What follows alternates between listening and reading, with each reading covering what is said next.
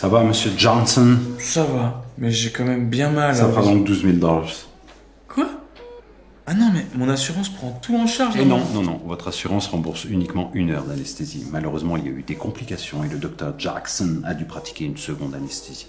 Ce qui vous fait donc un petit excédent de $12 000 à régler. Chèque espèce ou American Express? Espèce. C'est parfait. Et sinon, j'ai quand même très très mal au visage. Next. Il est quand même chouette le système de santé américain. Et tu sais quoi mon ami? En France, on est en train d'aller tout droit vers ça. Mais oui, mais c'est beaucoup mieux quand la santé se privatise, se marchandise. Les hommes d'affaires investissent dans des EHPAD, des cliniques, l'industrie pharmaceutique pousse à la consommation de médicaments, les assurances privées prospèrent. Mais ça, c'est de l'argent utile qui fructifie. Le système public de santé, la solidarité, mais c'est terminé ça. Mais regarde la sécurité sociale, ils sont complètement sous l'eau. Alors, si on fait tout pour qu'elle coule, effectivement, elle va se noyer la sécu. Et nous avec.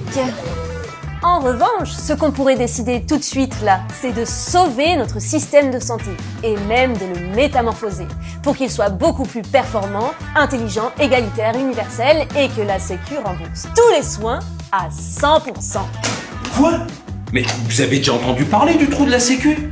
Le système est déjà complètement déficitaire et vous voulez qu'on distribue encore plus d'argent?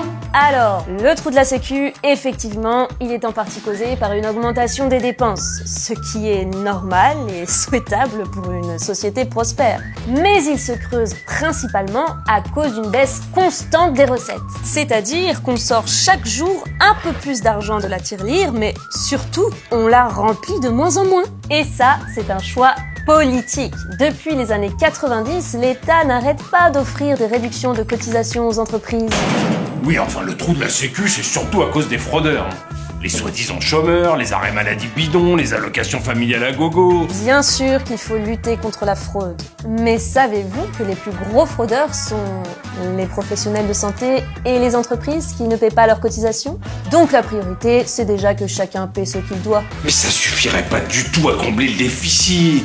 Si les entreprises payaient normalement leurs cotisations, le déficit serait comblé et nous pourrions créer notre sécu à 100% pour que nous ayons toutes et tous un accès gratuit aux soins. Attendez, vous réalisez que votre truc là, ça va supprimer les complémentaires santé? Oui. Mais vous êtes complètement tarés. Ça marche parfaitement bien, les mutuelles, les assurances. Les gens sont très contents avec ce système. Les gens qui ont de l'argent, oui. Mais les autres, les complémentaires santé creusent méchamment les inégalités. Quand on est riche, on a une bonne complémentaire, on est bien soigné. Oui, ça va, je vais pas me plaindre. Quand on est pauvre... Aujourd'hui, en France, 1 personne sur 3 dit avoir déjà renoncé à des soins pour des raisons financières, que ce soit à cause de l'avance de frais ou de ce qui n'est pas du tout remboursé. C'est inacceptable et c'est pour ça qu'il faut que la Sécu rembourse non seulement à 100%, mais que le tiers payant soit généralisé. Le tiers quoi? Le tiers payant? C'est quand on ne débourse rien chez le médecin. C'est la sécurité sociale qui le paie directement, c'est logique, puisqu'au final, le médecin est payé par la Sécu. Oh là là, vous voulez qu'on généralise ce truc juste parce que des millions de gens n'ont pas assez d'argent pour se soigner? Mais réfléchissez, s'ils ne vont pas chez le médecin, on économise tous beaucoup d'argent. Pas du tout, du tout, du tout. Quand des gens ne se soignent pas, ça n'est pas seulement mauvais pour eux, pour leur famille ou pour leur travail, c'est désastreux pour toute la société. Parce qu'une maladie qui est négligée va certainement s'aggraver et demander un traitement beaucoup plus cher que si elle avait été traitée à temps. Et c'est la collectivité qui va payer. Ah oui, vu comme ça. D'ailleurs, ma grand-mère disait toujours « Mieux vaut prévenir que bénir, que pétrir, que guérir, voilà. Elle le disait toujours, quoi. Et elle avait raison. C'est pour ça qu'il faut mettre le paquet sur la prévention, ce qui n'est pas du tout le cas aujourd'hui. Parce que le coût préventif est inférieur au coût curatif. Ça vaut aussi pour le climat et la biodiversité. D'accord, mais vous croyez vraiment que c'est en supprimant les complémentaires santé qu'on va régler tout ça? Et les mutuelles, les assurances privées, c'est justement ce qui permet aux gens d'être bien remboursés, vu qu'on peut plus compter sur la sécu. La sécurité sociale à 100%, ça n'est pas mon idée, ni celle d'une poignée de militants. C'est un scénario sérieusement étudié et débattu par les économistes, les experts du système de santé et soutenu par certains médecins. Regardez, aujourd'hui, pour notre protection sociale, on donne de l'argent à 2 caisses différentes, la Sécu et les complémentaires. Et quand on se soigne, on demande un gros bout de remboursement par ici et un petit bout par là. Les dossiers sont gérés en double, donc les frais de gestion sont multipliés. C'est complètement inefficace et c'est stupide. Assurance habitation, bonjour. Oui. Votre maison a brûlé? Aïe, aïe, aïe. Oui, bien sûr, nous prenons en charge tous les murs carbonisés. Ah, le plafond aussi a brûlé? Ah non, le plafond on fait pas. Il faudra voir ça avec votre mutuelle. Non plus. Pour les meubles, il faut avoir une 3e assurance. Et encore, je crois qu'elle prendra en charge que les meubles en kit. Voilà. En vous souhaitant une agréable journée. Ça n'a aucun sens. Tout cet argent qu'on donne aux complémentaires, si on le donnait à la Sécu, non seulement ça comblerait le déficit, mais ça permettrait d'être beaucoup mieux soigné. Et vous rigolez? La Sécu, c'est une bande de bras cassés. Ils gèrent très mal l'argent contrairement aux complémentaires santé. C'est faux. Quand vous donnez 100 € à la Sécu, elle en reverse 96 aux usagers et ne garde que 4 € pour ses frais de gestion. Quand vous donnez 100 € à une complémentaire santé, elle en reverse 80 aux usagers et en garde 20 pour ses frais de gestion. Et ce, alors même qu'elle rembourse 4 fois moins de soins que la Sécu.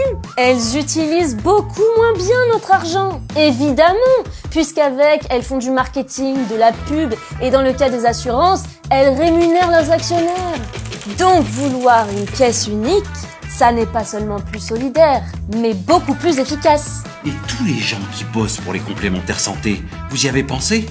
On les inscrit tous à France Travail, c'est ça? Bah non. Ils pourraient potentiellement faire le même travail au sein de la sécurité sociale. Ça pourrait permettre de rouvrir des guichets près de chez nous, d'améliorer les délais de traitement des dossiers. Je suis sûr qu'il y a un loup. Je sens qu'il y a une arnaque quelque part et que ça va nous coûter plus cher cette histoire. Eh bien, pour être tout à fait honnête, ce scénario coûterait quelques euros de plus seulement aux 20% des plus riches. Tous les autres seraient gagnants et la sécurité sociale économiserait de 4 à 5 milliards d'euros dès la première année. Ah oui, quand même. Mais bon, soyons réalistes. Aucun gouvernement ne se lancera jamais dans un chantier pareil. Non mais vous imaginez le boulot? C'est pour ça que la gouvernance de la Sécu ne doit plus être aux mains de l'État, mais des usagers, comme c'était le cas à l'origine. C'est comme ça qu'on pourra la sauver et la transformer, en laissant sa gestion à des collectifs citoyens différents dans chaque territoire. Sinon, elle sera toujours menacée par les coupes budgétaires ou la privatisation. D'accord. N'empêche que ça va pas vraiment dans le sens du vent, votre histoire. Aujourd'hui, tout concorde vers une marchandisation de la santé. Et ça marche très bien. Enfin, pour les actionnaires, je veux dire. Pourquoi on pourrait pas continuer tranquillement à se diriger vers un système de santé privatisé? Comme aux États-Unis. Ils sont très heureux là-bas. Pas vraiment. Mettre le paquet sur la santé, c'est un choix de société intelligent. Des gens bien soignés sont plus heureux, plus actifs dans la société. C'est tout le pays qui va mieux quand ses habitants sont en bonne santé. Alors au lieu de se plaindre constamment, de regarder notre système de santé s'effondrer, gardons en tête qu'une autre méthode est possible, où chacun paie selon ses moyens et reçoit selon ses besoins. C'est juste là, à portée de main. Et ce serait meilleur pour tout le monde. Faut juste le vouloir. Amis des lobbies.